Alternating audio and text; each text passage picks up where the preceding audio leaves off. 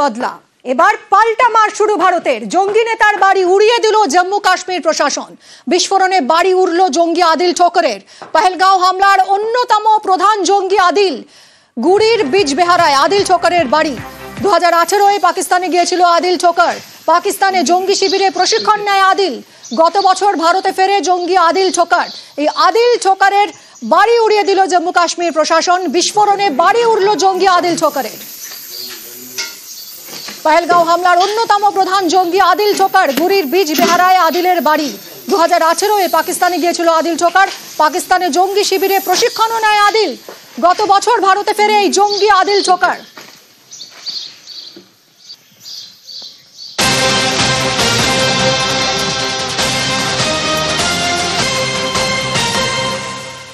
জঙ্গি হামলার পর অ্যাকশনে ভারত। বিস্ফোরণে উঠল জঙ্গি নেতা আসিফ শেখের বাড়িও।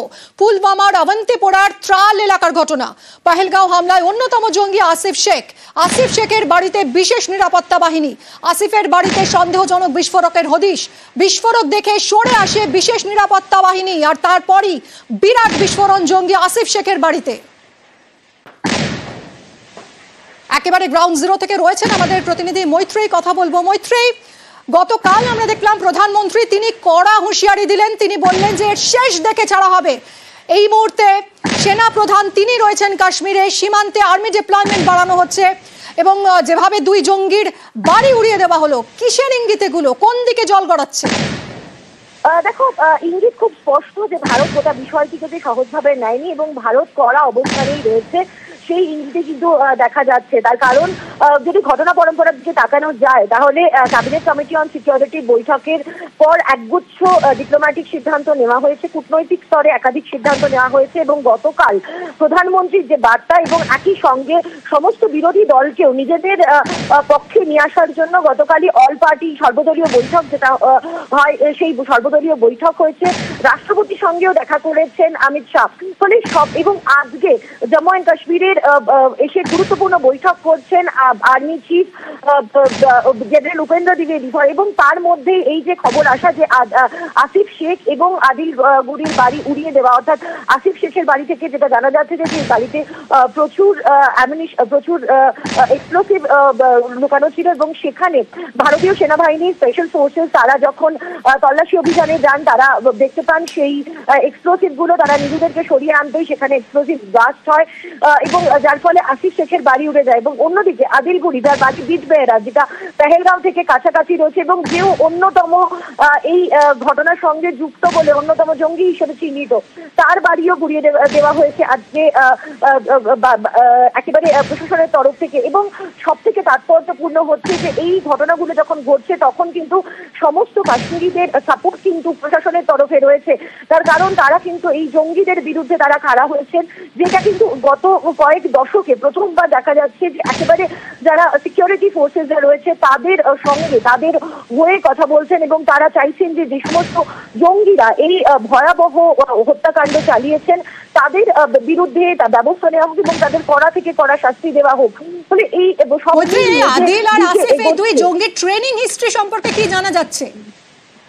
দেখো, আসিফের যে হিস্ট্রি জানা গিয়েছে এবং এই আদিল, এরা দুজনেই কিন্তু এখন পর্যন্ত সিকিউরিটি ফোর্সেস থেকে জানা যাচ্ছে যে এরা দুজনেই একেবারে পাকিস্তানে গিয়ে তারা ট্রেনিং নিয়ে এসেছে এবং লস্করে তৈবার অন্যতম গুরুত্বপূর্ণ হ্যান্ডলার ছিল, এরা গুরুত্বপূর্ণ পদে এরা ছিল। ভারত সীমান্ত পেরিয়ে তারা পাকিস্তানে যায়, সেখানে গিয়ে ট্রেনিং নেয় এবং ট্রেনিং দেওয়ার পর ভারতে একেবারে ইনফিলট্রেশন করে ফিরে আসে এবং তারপর থেকে জম্মু অ্যান্ড কাশ্মীর তাদের বিভিন্ন অপারেশন তারা করেছে। আসিফ একদিকে যখন জম্মু অ্যান্ড কাশ্মীর জম্মু সাইডের পুঞ্চ এলাকার দিকে অনেক বেশি অ্যাক্টিভ ছিল, আদিল অন্যদিকে তখনই দালি এলাকার অনেক বেশি অ্যাক্টিভ ছিল। ফলে এদের দুজনেই কিন্তু একেবারে লস্করে তৈবার সঙ্গে দীর্ঘদিনের যোগাযোগ রয়েছে এবং এরা অত্যন্ত ওয়ান্টেড হিসেবেই পরিচিত গোটা যে সিকিউরিটি ফোর্সেস রয়েছে তাদের মধ্যে। ধন্যবাদ মৈত্রেয়ী।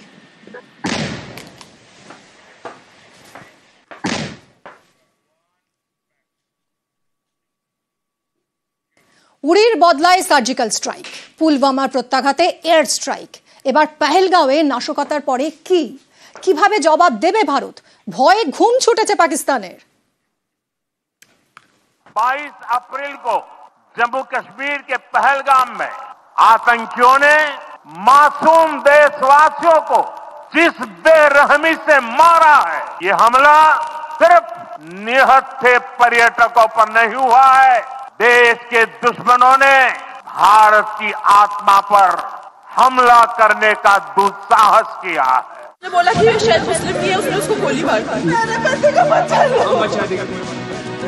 মঙ্গলবার দুপুরে রক্তাক্ত হয় কাশ্মীর। পহেলগামের বৈতরণে তাণ্ডব চালায় জঙ্গিরা, একের পর এক পর্যটককে গুলি করে মারে। এ নিয়ে দেশ জুড়ে ক্ষোভের পাহাড়। সবাই বিচার চাইছেন জঙ্গিদের বিরুদ্ধে কড়া ব্যবস্থা। পহেলগামের বদলা। जिन्होंने ये हमला किया है, उन आतंकियों को और इस हमले की साजिश रचने वालों को उनकी कल्पना से भी बड़ी सजा मिलेगी। अब आतंकियों की बची खुची जमीन को भी मिट्टी में मिलाने का समय आ गया है। अब आतंकी आकाओं की कमर तोड़ कर रहेगी। কেন্দ্র সরকারের তরফ থেকে ইতিমধ্যেই কড়া পদক্ষেপ নেওয়া হয়েছে পাকিস্তানের বিরুদ্ধে এবং সর্বদলীয় বৈঠক ডাকা হয়েছে, সব হয়েছে, কিন্তু যে সমস্ত নিরীহ প্রাণ চলে গিয়েছে সেই প্রাণ ফেরার কোনো আশা নেই। তবে সবাই এখন দাঁতে দাঁত শক্ত করে একটাই জিনিস চাইছে যে এই ওয়েস্টার্ন ভ্যালি যাকে রক্তের দাগে রাঙিয়ে দেওয়া হয়েছে তার বদলা নেওয়া হোক।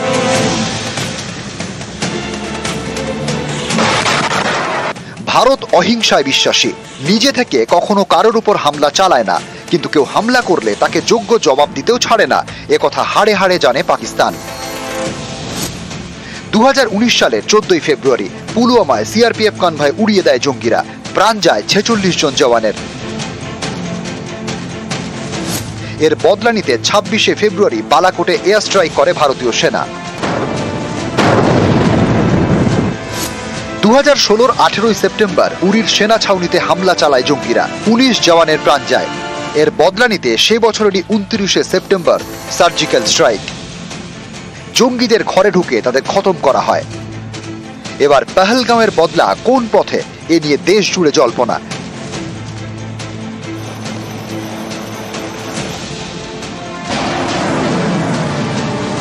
এরই মাঝে আরব সাগরে মিসাইল টেস্ট করেছে ভারতীয় নৌসেনা, এতে জল্পনা আরো বেড়েছে।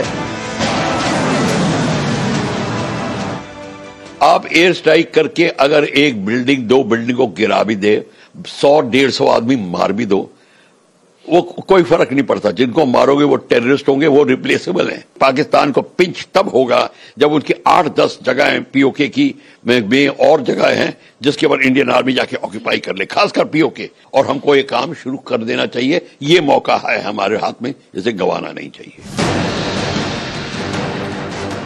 পাকিস্তানের সঙ্গে ইতিমধ্যেই কূটনৈতিক সম্পর্ক ছিন্ন করেছে ভারত।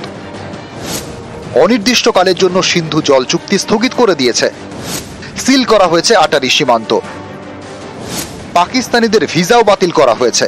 ভারতে থাকা পাকিস্তানিদের দেশে ফিরে যেতে বলা হয়েছে। শুধুমাত্র কূটনৈতিক পদক্ষেপ নিয়ে যে ভারত চুপ থাকবে না তা ভালোই টের পাচ্ছে পাকিস্তান। তাই আগেই তারা জঙ্গি নাশকতার সঙ্গে পাক যোগের দায় অস্বীকার করেছে।